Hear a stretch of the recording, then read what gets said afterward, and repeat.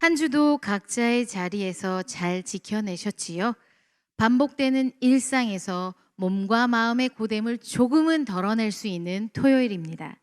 우선 말씀을 듣고 오늘은 좋은 쉼을 누리시면 어떨까요? 오늘 본문은 누가복음 19장 45절로 48절입니다. 거룩하신 하나님의 말씀입니다. 성전에 들어가사 장사하는 자들을 내쫓으시며 그들에게 이르시되 기록된 바 내 집은 기도하는 집이 되리라 하였거늘 너희는 강도의 소굴을 만들었도다 하시니라.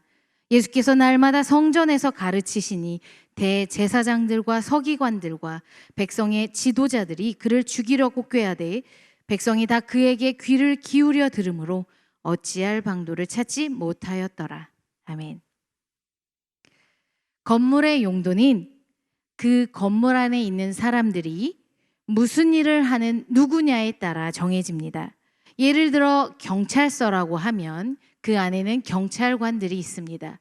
또 학교라는 건물이 있다면 그 안에는 선생님과 학생들이 머뭅니다. 그렇다면 성전에는 누가 있어야 할까요? 맞습니다. 예배하는 사람이 있고 기도하는 사람들이 머물러야 합니다. 그런데 오늘 본문을 보니 그렇지 못한 듯 보이죠. 예수님께서 예루살렘에 들어가셨습니다. 그때 예수님께 보이는 광경은 장사하는 사람들로 성전에 북적거렸습니다. 예수님은 말씀하십니다. 46절인데요. 우리 함께 읽어볼까요? 시작.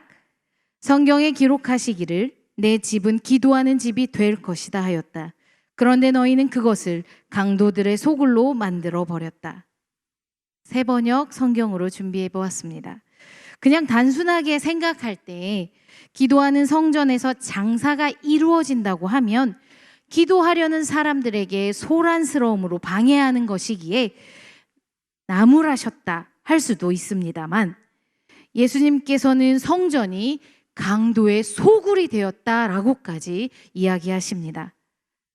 그리고 본문의 동일한 상황을 마가복음 11장 15절에는 이렇게 기록합니다. 제가 읽겠습니다.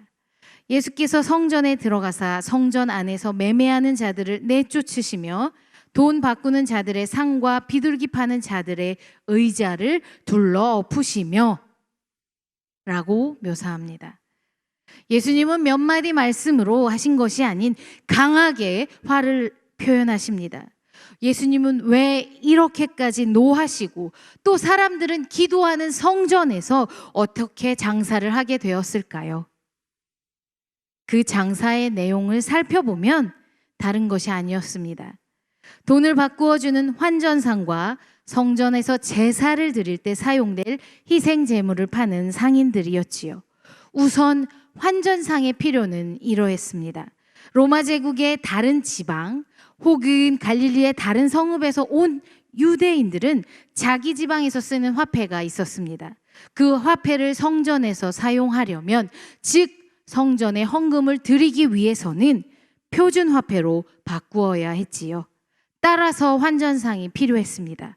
다음으로 제물 판매상 역시 먼 거리에서 소, 양, 염소, 비둘기 같은 희생 제물을 가져오는 것이 여의치 않았습니다.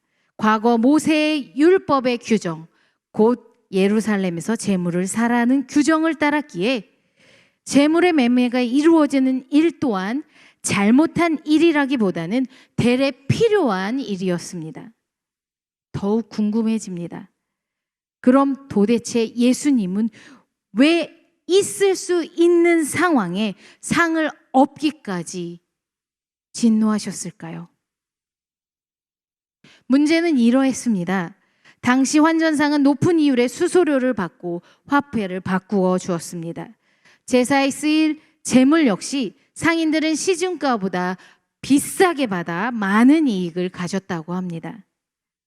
결국 제사를, 그러니까 하나님께 예배를 돕기 위하여 허락된 환전과 제물의 매매가 하나님의 이름을 내세운 폭리의 현장이 된 것입니다. 생각해 보십시오.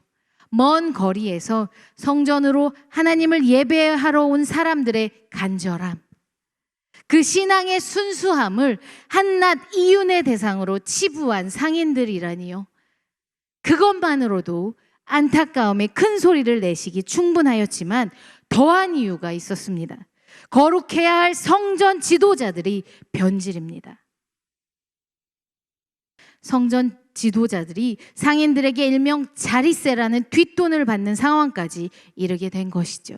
처음에는 가볍게 한 번이었을지도 모릅니다. 그러나 한 번으로 되지 않죠. 그들의 죄의 늪에 깊이 빠지게 되었고 본질을 잃고 사리사욕으로 얼룩져 버렸습니다. 성도님들, 예수님은 단호하게 말씀하셨습니다. 성전은 기도하는 집입니다. 성전이라는 장소는 사람이 임의로 할 수 없는 주님의 집입니다. 그렇다면 기도는 무엇일까요? 딱 떠오르는 대답이 있지요. 기도는 하나님과의 대화이다. 기도는 영혼의 호흡이다. 기도는 하나님의 능력을 우리에게 끌어들이는 통로이다 등입니다. 다시 말하면 하나님을 믿는 우리들은 기도를 통해 하나님과의 관계를 견고히 합니다. 그런 관계는 사람 사이에도 친밀한 관계일수록 나를 더 드러낼 수 있고 그 한 사람의 격려가 내게는 큰 힘이 되기도 합니다. 하물며 우리가 하나님과의 관계로 친밀하다면 어떨까요?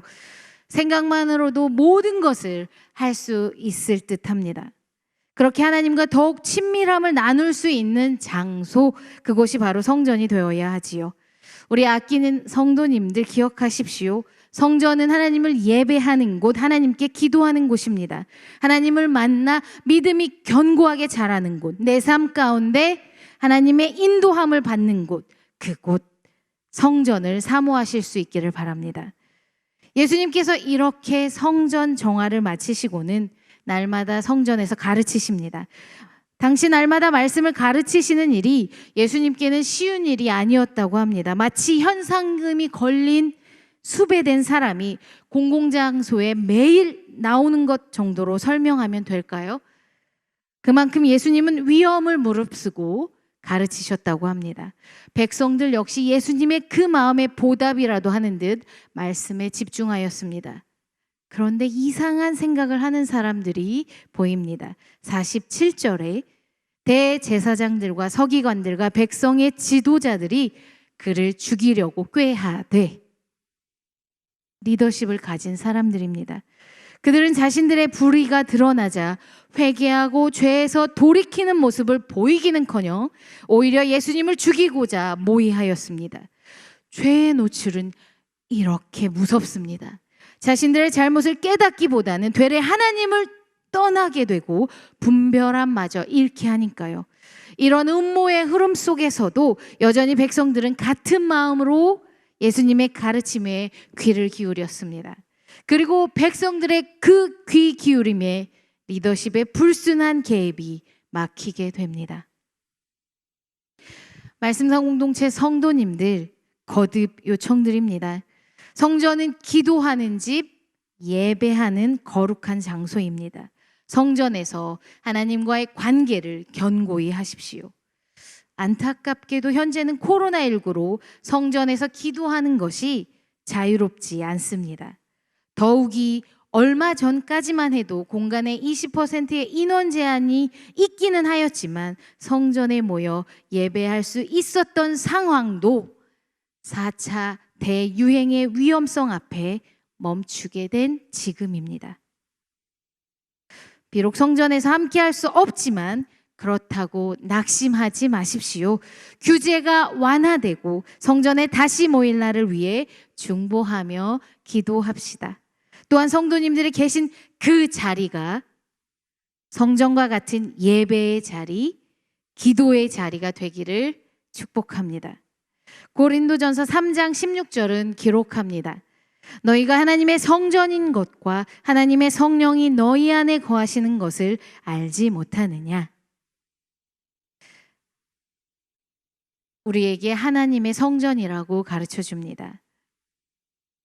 성령님이 우리 안에 거하실 때 저와 성도님들은 살아있는 성전으로 하나님께 영광을 돌릴 수 있습니다. 저는 제목을 성전에서 성전으로라고 하였습니다. 말씀 삶 공동체가 성전에서 하나님을 만나고 관계가 친밀해지기를 당부드립니다. 더불어 성령님의 임재로 성도님 각 사람이 살아있는 하나님의 성전이 되어 주님의 뜻을 드러낼 수 있기를 간절히 소망합니다. 제가 기도하겠습니다. 사랑이신 하나님 아버지, 감사합니다. 주님의 거룩한 이름을 높입니다. 성전은 기도하는 집이라 하셨습니다. 다시 모일 수 있게 되는 날 기대하며 성전에 모이기를 힘써 주님과 친밀하게 하옵소서. 또한 우리 스스로도 거룩한 성전이 되어 성령님의 임재함으로 살게 하옵소서. 주일인 내일 말씀 삶 공동체 성도님들 모두가 각자의 자리에서 진심을 다하는 예배자 되게 하옵소서. 거룩하신 이름 예수 그리스도의 이름으로 기도합니다. 아멘.